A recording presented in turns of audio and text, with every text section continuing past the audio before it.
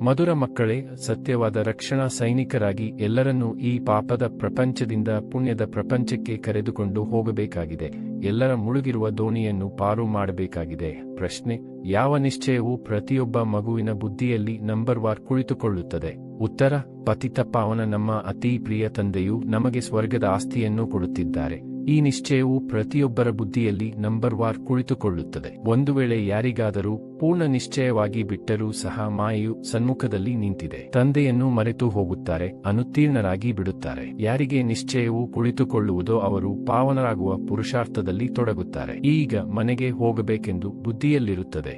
ಧಾರಣೆಗಾಗಿ ಮುಖ್ಯ ಸಾರ: 1. ಗೌರವಪೂರ್ಣವಾಗಿ ತೇರ್ಗಡೆಯಾಗಲು ಶಿಕ್ಷೆಗಳಿಂದ ಮುಕ್ತರಾಗುವ ಪುರುಷಾರ್ಥ ಮಾಡಬೇಕಾಗಿದೆ. ನೆನಪಿನಲ್ಲಿರುವುದರಿಂದಲೇ ಸ್ಕಾಲರ್ಶಿಪ್ ತೆಗೆದುಕೊಳ್ಳಲು ಅಧಿಕಾರಿಗಳಾಗುವಿರಿ.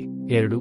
ಸತ್ಯ ಪಾಂಡವರಾಗಿ ಎಲ್ಲರಿಗೆ ಆತ್ಮಿಕ ಯಾತ್ರೆಯನ್ನು ಮಾಡಿಸಬೇಕಾಗಿದೆ. ಯಾವುದೇ ಪ್ರಕಾರದ ಹಿಂಸೆ ಮಾಡಬಾರದು.